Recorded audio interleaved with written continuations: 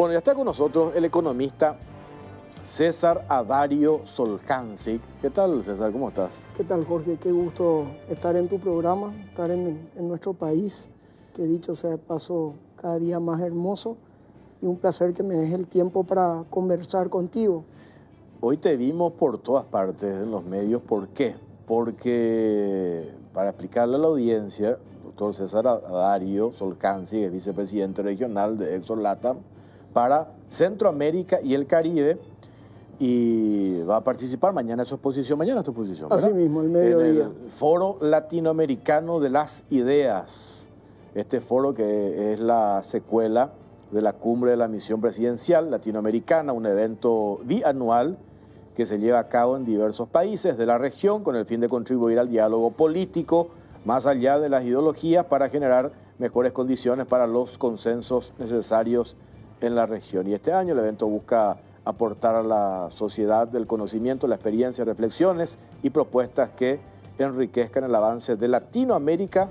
Y esto arrancó hoy, prosigue mañana en Asunción. Hay 14 exmandatarios que forman parte de este evento.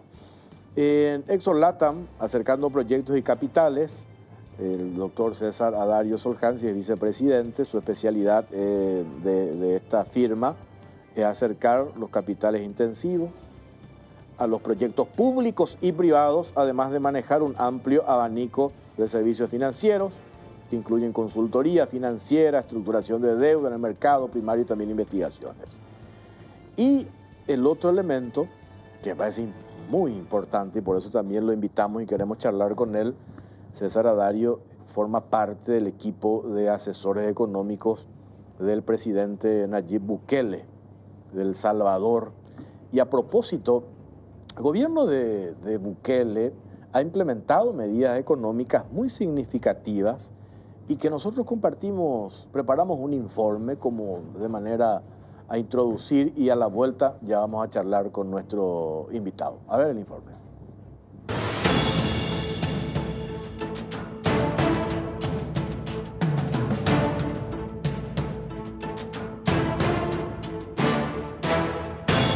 Las medidas económicas más importantes del gobierno de Bukele.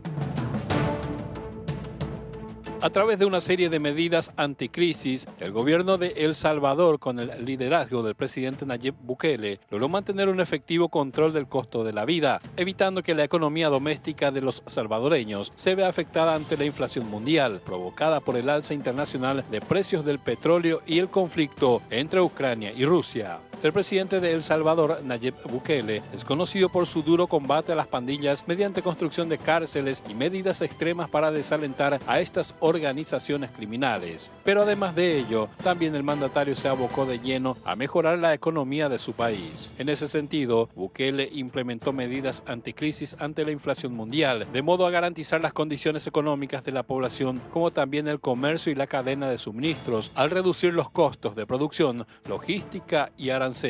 Entre sus principales medidas adoptadas figura la exoneración temporal de impuestos y la fijación de los precios en las estaciones de servicio. Mediante esto, el gobierno salvadoreño absorbió la suba. El objetivo fue impedir que sean los consumidores quienes se hagan cargo del costo y así puedan seguir comprando los productos indispensables mientras la crisis pasa. En el mismo tema de los hidrocarburos, se dispuso un doble subsidio para el uso doméstico del gas propano.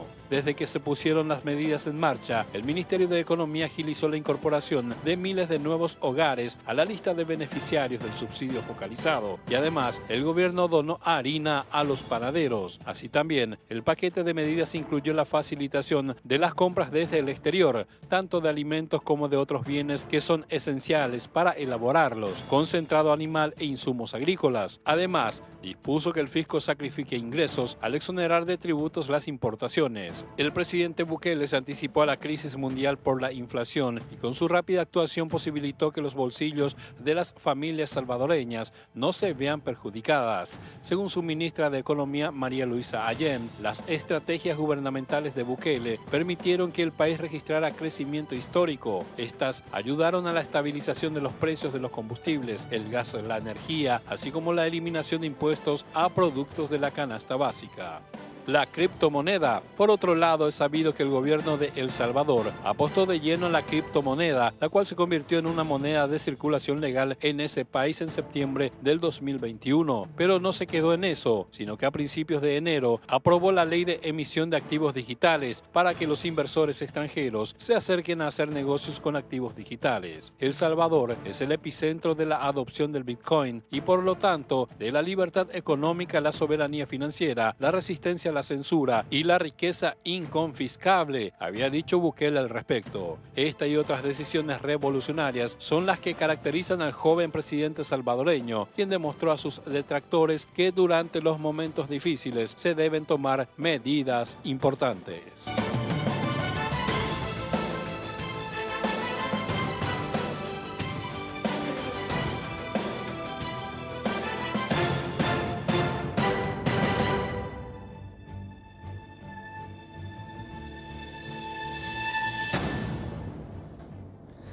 Doctor César Adario, a ver, antes de entrar al tema Salvador, mañana ¿de qué va a hablar en el foro? Voy a hablar de Latinoamérica en los mercados internacionales de bonos y emisiones. Después de el COVID se pensaba que el mundo ya no iba a tener en mucho tiempo desafíos importantes que atender y con la invasión de Rusia a Ucrania se encadenó una inflación galopante que tuvo que ir subiendo las tasas del Banco Central Europeo, la FED y China devaluando. Y entonces eso complicó todo de vuelta. Por eso tiene, y linkeo un poco, un inmenso valor estas medidas. Pero estas medidas también tienen algo que es fantástico, que el ajuste para soportar estas medidas que tienen un costo desde las rentas se hizo de 4 maneras que permitió que el déficit fiscal no se descontrole y cada vez sea menor. Ese es el gran desafío que tenía el presidente Bukele y que pasó realmente con nota sobresaliente. Porque muchas veces, Jorge, nosotros vemos o se ve fuera de El Salvador algo que es muy atractivo y que seduce por una cuestión mediática, que es el tema de la seguridad, que es completamente cierto y es un éxito rotundo, el triunfo del gobierno sobre las pandillas. Pero hay un campeonato económico que fue brillantemente abordado y que se solventó de la manera más prudente y con una ortodoxia que permitió que el pueblo no tenga que pagar los costos pandémicos, los costos de la inflación.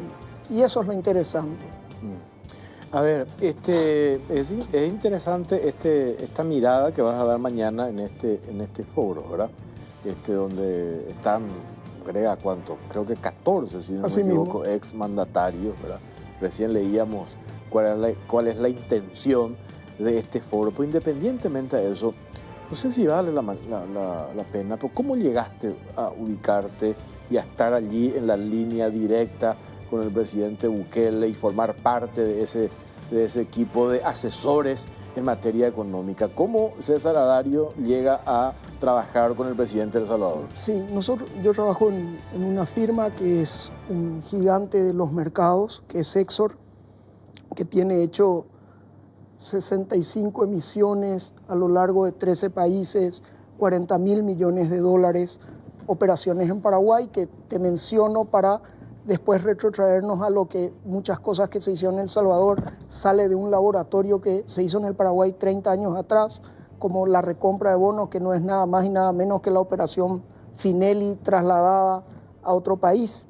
Entonces, la firma a mí me da la posibilidad de manejar el Triángulo Norte, que son los países de Guatemala, El Salvador y Honduras. Entonces, a través de la firma para la que trabajo, empiezo a interactuar con el presidente, primeramente en Nueva York, que yo estaba ahí, y después ya con la sede regional en El Salvador. Y cuando llegamos, uno de los primeros desafíos era enfrentar la pandemia, y El Salvador, como nuestro país y como muchos otros, tenía problemas en sanidad muy grandes, no cubiertas por gobiernos anteriores que realmente tenían al país en la desidia, ¿verdad? Siendo un país muy pobre en comparación a los otros países de Centroamérica incluso. Entonces hicimos la primera emisión del presidente Bukele, un eurobono de $1.000 millones. Y $1.000 millones, Jorge, para el Paraguay puede parecer algo normal, Sí. porque tenés que pensar que el PIB paraguayo es el doble del PIB salvadoreño. Entonces, $1.000 millones para El Salvador, primero era un récord en volumen, que era casi el 4% del PIB. Es como que el Paraguay emitiese 3.500 millones de dólares. Segundo, a 33 años, al 9%, y solo pagó intereses por todo ese tiempo. ¿Qué permitió eso? Eso permitió que se haga el hospital, Sí. permitió cumplirle al Fondo Monetario Internacional, que había dado un engagement de $390 millones para la pandemia, y permitió hacer frente de una manera muy correcta a la pandemia. Pero también ubicó a El Salvador en el mapa de Wall Street, porque se sacó 1.000 millones, pero se tuvo 5 veces más de oferta. O sea que si El Salvador hubiese querido, hubiese podido tomar 5.000. Pero por un acto de prudencia y de control fiscal, se tomó los 1.000, que era el objetivo. Y como te decía, y hablábamos de las diferentes medidas, una de las cosas que había que hacer era ajustar desde la política y no desde la gente. No era subir impuestos, sino era ampliar la base de la gente que pagaba. Hoy El Salvador, después de Uruguay, es el país que más recauda impuestos sobre el PEA. Y se hizo la reducción de, vos imaginate, en un país que tiene 20.000 kilómetros cuadrados, 21 veces más chico que Paraguay, Sí. Con más población, tenía 263 municipalidades y se llevó a 40. Eso significa $250 millones por año, de ahorro. Quiere decir que en los próximos 10 años El Salvador va a tener 2.500 millones de sobrante de caja. A eso se sumó la reforma de las cajas previsionales, que eso es un tema que, por ejemplo, a nosotros podría ser un modelo a replicar. Pues nosotros tenemos un problema previsional súper grande, que es una sangría Sí. inmensa. El Salvador tenía problemas similares con algo más complicado, que las AFP son privadas. El sistema jubilatorio salvadoreño es privado y se hizo una conversión del sistema con unos cambios de FOPS a SIPS que permitió no solamente al percentil más bajo darle 30% más de pensión, sino que durante 4 años liberó $500 millones al Estado, con lo cual va a cubrir la brecha fiscal. O sea, realmente independientemente a que hay gente que te pueda gustar y gente que no te pueda gustar, los datos numéricos del gobierno de El Salvador son irrefutables y eso se ha manejado brillante. A ver, hay cuestiones y características similares, digamos, ya haciendo una comparación. Sí. El otro día un futuro ministro del gobierno de Santiago Peña hizo referencia al presidente Bukele, es un sector que salió a disparar, dice, ¿por qué nosotros vamos a copiar cuando nosotros tenemos que desarrollar nuestras propias estrategias? Pero él dice, hay modelos que han funcionado, entonces vale la pena echarle una mirada a esos modelos que han dado resultados. Totalmente. Y en materia de estas medidas, a juzgar por lo que vos estás diciendo y por lo que estábamos mirando también, por lo que nos enteramos a través de los medios de comunicación, hay un resultado significativo en las cuestiones de las medidas económicas que se fueron implementando durante estos últimos años en el gobierno de Bukele. Mira, hay cosas, vos sabés, y te he oído varias veces decir que la realidad mata el relato. Y vamos a hacer algo que es sencillo. Él lleva 4 años en el ejercicio de la presidencia y tiene 92% de aprobación. Yo creo que contra eso o sea, cualquier cosa que podamos decir, y no es que lo dice una encuesta, lo dice Gallup. Entonces, creo que es un presidente que realmente ha entendido el sentido de solucionar los problemas que son de estadistas, porque son problemas que se solucionan hoy y que tal vez el gran resultado, como el tema de las cajas de pensiones, los vas a ver en 20 años, pero plantó hoy esa semilla. Entonces creo que realmente, y Y desde mi humilde posición siempre el objetivo es colaborar. Pero también te quiero decir una cosa, por la popularidad y por la ascendencia del presidente Bukele, es que tal vez uno se hace más conocido. Pero nosotros trabajamos en Guatemala, en Honduras, en Trinidad y Tobago, en Costa Rica, en República Dominicana. O sea, tenemos funciones similares a las que hacemos en El Salvador, incluso en ciertos estados de México, que son realmente países, pues son más grandes que nuestra economía. Hacemos cosas similares, lo que pasa es que no, o los gobernadores o los presidentes de países no tienen la repercusión ni esa caja de resonancia que tiene el presidente Bukele. Hoy en Paraguay tenemos cuestiones no resueltas. Por ejemplo, la necesidad de definir qué hacemos para saldar la deuda del tema Yacyretá. Sí. Lo otro, la famosa deuda que tiene el Estado a través de Petropar con Venezuela, tema PDVSA. Se han planteado iniciativas, reingenierías, ya que mencionaste lo de la experiencia de la empresa donde estás como vicepresidenta, aquella reingeniería financiera con la famosa operación Pinelli en la década, ¿cuánto? Los 90, ¿verdad? Los 90. Sí. Aclaro que era un niño cuando... claro, nosotros tenemos referencia. Sí. Ya estaban los medios de comunicación, pero me acuerdo, era tu padre exactamente el protagonista en toda esa historia, ¿verdad? El doctor César Adario. Y después lo otro, doctor, que siempre nosotros hablamos con el presidente Andes, le decimos al presidente Andes, todos los presidentes, no solamente el que está ahora, ¿cómo vamos a solucionar el tema de los cortes? Puede ser que nosotros tengamos estas hidroeléctricas y no tengamos todavía definido en forma nuestro sistema de transmisión. Cada tanto viene una tormentita como la que tuvimos, creo que hoy hay amenaza de tormenta ahora, y se nos corta la energía. Le preguntamos al presidente de la ANDES, ¿cuánto necesitamos? 500 millones de dólares. Bueno. Le preguntamos al presidente de SAP, ¿cómo es posible que vos habrás visto, es cierto, después de un par de años volviste a Paraguay, hay unas cuestiones muy positivas, pues las calles están en una situación desastrosa? Le preguntamos al presidente de la ANDES, nos dicen, tenemos una cañería de hace 40 años. ¿Qué necesitamos para mejorar eso? 500 millones de dólares. Y tenemos el problema de las escuelas. Cada año el mismo drama, número altísimo en las escuelas que se caen a pedazos, que no se hace el mantenimiento, el riesgo que eso implica para los chicos. Y le preguntamos al director de infraestructura del Ministerio de Educación y Ciencia y le decimos, ¿cuánto necesitamos para poner en orden todas las escuelas públicas del país? 500 millones de dólares. ¿Por qué no nos planteamos, cuando mostrábamos acá en el informe, hacíamos referencia, momentos difíciles se tienen que tomar medidas importantes?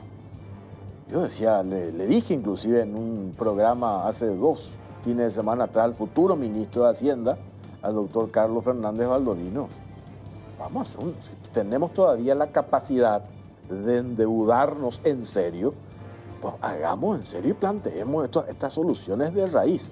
Porque si vamos aumentando nuestra deuda de a puchito y al final no se ven los resultados de manera inmediata en el tema de la pandemia, nosotros nos hemos endeudado 1.600 millones de dólares y no hemos visto precisamente algunas sí cuestiones quizás de revoque, pero no esos hospitales que hemos visto como hizo el presidente Bukele en El Salvador.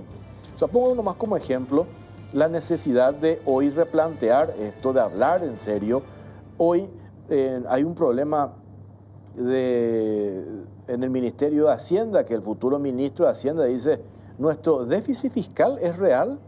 Oficialmente el ministro de Hacienda hoy del gobierno de Marito dice... El déficit fiscal es 5%. Bueno, pero ahí oficialmente Hacienda nos dice 3,5. Sí, pero cuando vos ves la deuda, la deuda a las constructoras, la deuda a los hay 700 millones de dólares. La farmacéutica, tenés 500 millones de dólares más. 700. Imagínate. 700. Entonces, ¿cómo resolvemos eso? Apelando un poco a tu experiencia, a todas estas medidas importantes impuestas en un país con resultados positivos, pero con características similares en años anteriores al nuestro. Yo primeramente te voy a decir algo que es la base de lo que yo creo que son los problemas que nosotros tenemos como país. Para mí el Paraguay no tiene problemas económicos, de hecho yo creo que en la próxima revisión de nota vamos a hacer grado de inversión, por lo cual deber nos va a salir más barato aún de lo que nos sale.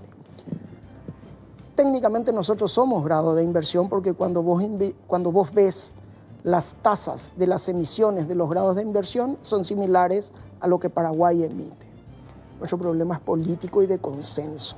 Entonces, vamos a partir de una base. Nosotros tenemos que en el año 2000 el presupuesto de la nación era 3 veces menos del de hoy. Y mi pregunta es, ¿vos ves 3 veces más inversión que en el 2000 o mejoras o 3 veces mejores escuelas? Y no estoy hablando de un gobierno que estuvo y que se va, de un gobierno... No, te estoy hablando pero es en lo que te decía, en la línea del tiempo. De a puchito, hagamos como me acuerdo y siempre lo menciona, al finado doctor Teruco Papalardo dijo, aprovechemos lo que tenemos hoy, lo que cuesta Itaipú y vamos a endeudarnos en serio y ponemos como garantía lo que cuesta hoy Itaipú, 70, 80 mil millones de dólares y consigamos, no sé, no 1.000 millones de dólares como consiguieron ustedes, pues consigamos más y hagamos estas reformas urgentes. La diferencia es que El Salvador no tiene Itaipú, ni tampoco tiene Yacyretá. Entonces, por eso 1.000 millones es realmente una cifra súper importante.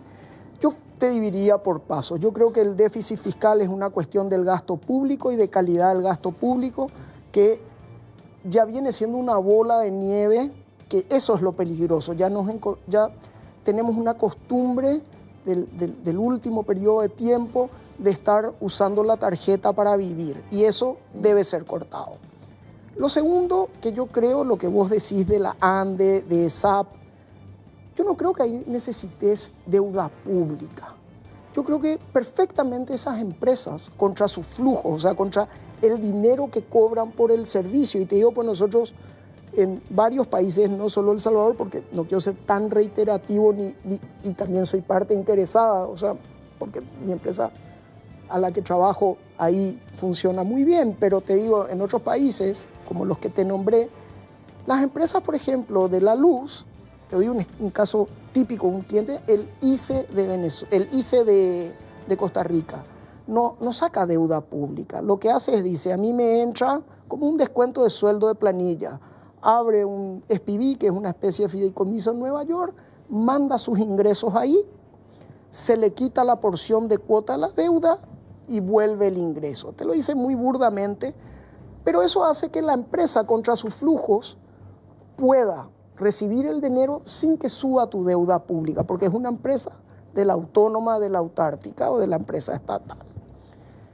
En el caso de Itaipú, hay que definir la tarifa, ¿verdad? Si vamos a tener los 1.000 millones de más o no. Ahora, con el anexo C, yo creo que ese es un tema trascendental.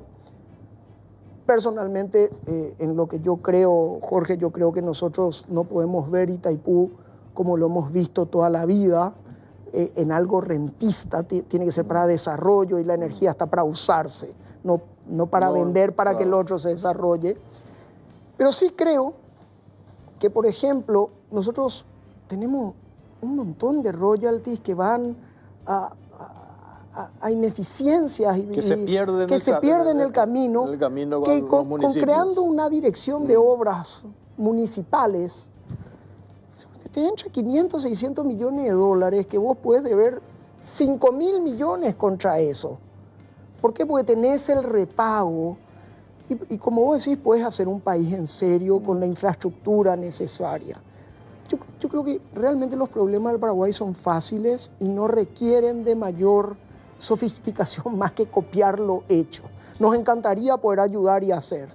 En el tema de Venezuela, sí. te interrumpo, ahí realmente la operación estaba hecha, iba a costar 120 millones de dólares la deuda de 330. La reingeniería de PDVSA, que después ese fue el trampolín para hacer ANCAP con PDVSA. Uruguay tenía una deuda similar, que era más grande, eran 1.300 millones de dólares, hicimos la deuda con ANCAP, pero hubo el cambio del presidente Lugo al presidente Franco, y ahí se cae porque Venezuela no reconocía al gobierno del presidente de Federico Franco. Entonces se perdió el momentum. Yo creo que, porque tuve mucha relación con PDVSA, hicimos muchísimas operaciones con PDVSA y Corpovem. Yo lo que creo es que Paraguay en un momento dado planteó, creo que con un error estratégico, que es que a un país quebrado no se le pide descuento.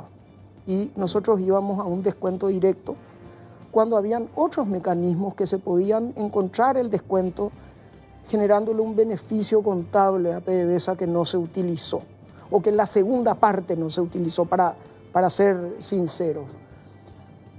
Creo que eso es un tema a solucionar, esa es una espada de Damocles que cuelga sobre Petropar. Eso está acá. Iba a ser resolver en algún momento. No, yo creo que va a haber sentencia en París. Muy posiblemente sean 500 millones, me puedo equivocar, no soy abogado. En contra de Paraguay. Por supuesto, en contra de Petropar, ¿verdad? Sí, en contra de Petropar, mismo, que es lo mismo, el Estado. Eso es algo que hay que negociar. Yo creo que el presidente Peña dio un primer paso, que es al diálogo y acá no estamos hablando de preferencias ni de gustos, sino porque de gestos, ¿verdad? De gestos con Nicolás Maduro, y porque es el canal con el que vas a tener que negociar. O sea, los países tienen intereses, no amistades, y nosotros tenemos un interés directo, que es una deuda que nos puede perforar muy fuerte. Vos imagínate, si vos le sumás a los 600, 700 que se debe, más el déficit fiscal del 1,5, más de vuelta a 500 millones, es un regalito duro el que le toca al presidente que asume. A mí me decían los gremios de la construcción, una deuda de casi 400 millones de dólares con ese sector. Ya hablaron con los referentes del nuevo gobierno, le dice se va a pagar, pues se va a pagar en enero y febrero. Y hoy las empresas constructoras ya no están en condición de aguantar 1 o 2 semanas más. Entonces, no sé de qué nos sirvió también hacer obras de infraestructura, al final le pagamos a las empresas constructoras, ¿verdad? Esto que hace una pausa cortita, a la vuelta seguimos charlando con el economista César Adario. Ya venimos. Bueno, último bloque, 22 y 21, muchos mensajes de la gente. ¿Se acuerdan de vos? ¿Cuánto tiempo estuviste fuera? ¿O vas y venís? No voy y vengo, ¿verdad? Pero tenía mucho tiempo, había venido 2018, en junio del 2018, porque mi hijo se había egresado del colegio, y ahora, y después vine 2014, 2015, o sea, voy y vengo. Ustedes representación de la empresa, tomaron ya contacto con referentes. Bueno, este gobierno ya está de salida. Con el nuevo gobierno que asume el 15 de agosto. Realmente tuve una comunicación muy amena con el presidente electo, telefónica, muy corta. Obviamente era una felicitación por el triunfo.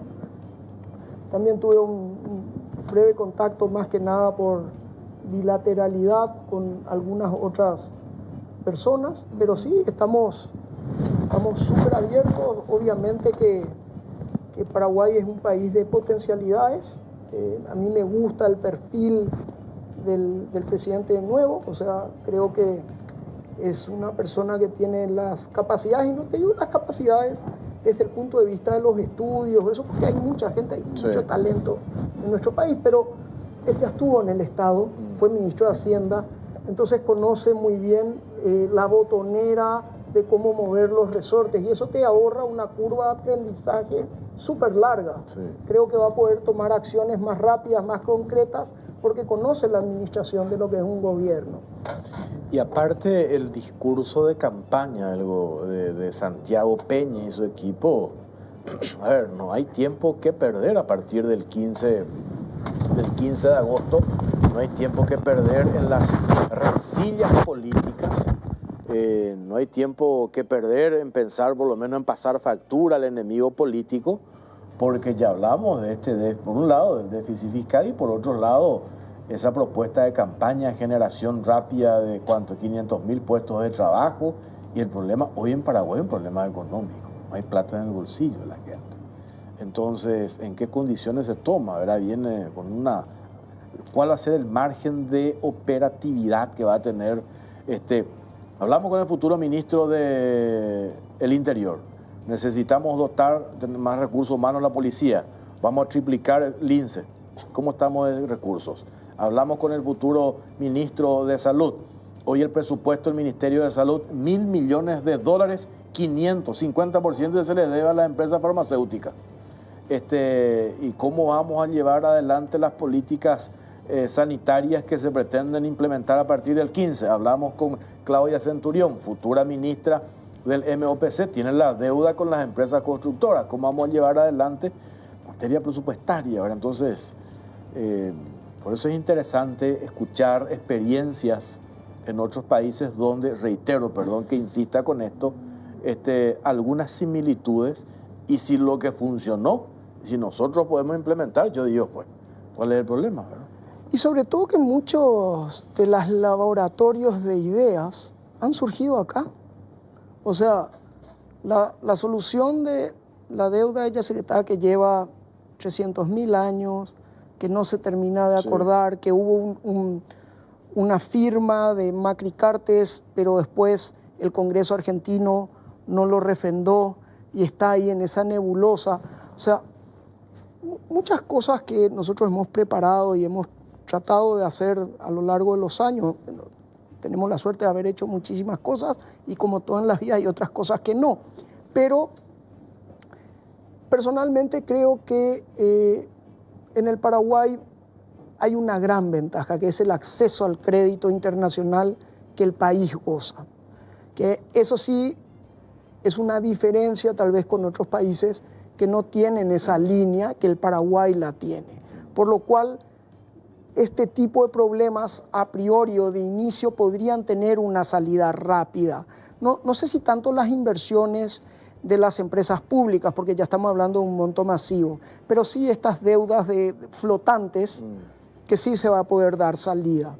Ahora bien, creo que hay desafíos que son sí muy grandes, que es resolver Yacyretá, que es resolver finalmente la tarifa de Itaipú, y que es, como vos decís, y yo coincido, realmente hacer un valor de deuda importante que nos permita trascender desde la infraestructura para tener mayor competitividad. Porque al final que se corte la luz es un problema que te afecta a vos, me afecta a mí, pero le afecta a la industria. Claro. Entonces, eso te resta inversión. Entonces, tenemos que concientizarnos que para generar esos 500.000 puestos de trabajo que vos decís que son necesarios, tenemos que hacer una tarea previa también para que esa gente que puede generar el empleo masivo venga acá con todas, digamos, los enchufes puestos. Sí, este nivel de aceptación o de popularidad que tiene en El Salvador Bukele, dijiste 92%. Acá el desgaste le damos 100 días de gracia. A mí me parece que por la coyuntura política, la posición que tienen algunos medios de comunicación, yo no sé si a Peña le van a dar esos 100 días de gracia. Ya le están dando palo ahora antes de que ni siquiera asuma, ¿verdad?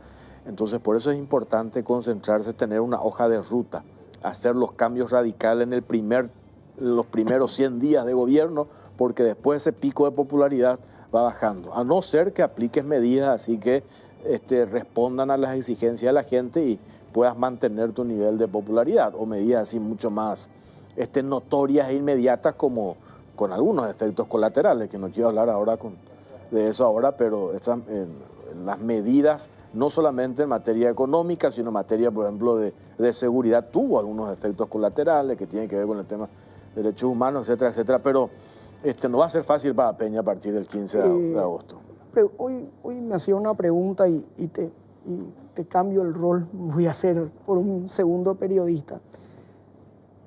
Yo creo que todos los países parten de una realidad y la sociedad está dispuesta a ceder algo para recibir algo.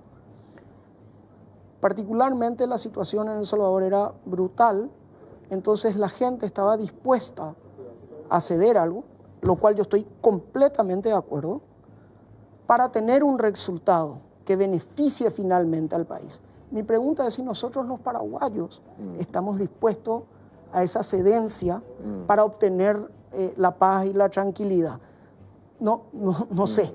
Esa es la gran... Las sociedades pueden tener los mismos problemas, mas no pueden querer las mismas soluciones. Sí. Entonces, ese es un debate no tengo la respuesta hoy. Me preguntás y es para analizar, ¿verdad? Hoy yo, ojalá no lleguemos a eso, pero veo como, no sé si es una cuestión de percepción de redes sociales nomás, pero no quiero que nos vayamos rumbo a que seamos un país agrietado, así como la Argentina, ¿verdad? Con posiciones así tan intransigentes y posturas irreconciliables. Ojalá que no, ¿verdad? Ojalá que no. César Adario, doctor, un gusto charlar contigo. Mañana es tu disertación en el foro de ideas a mediodía. Mediodía. ¿Te quedas hasta cuándo? Me quedo hasta jueves incluido. Sí. Así que un placer Podemos inmenso. charlar todavía por ahí en la va, radio, va a ser un gusto y muchas gracias por tu tiempo. Gracias a vos. Y un gusto verte, no envejeces. Igualmente. Gracias. Bueno, nos vamos. Gracias por acompañarnos. Nos reencontramos el próximo martes en otro capítulo de La Caja Negra. Buenas noches.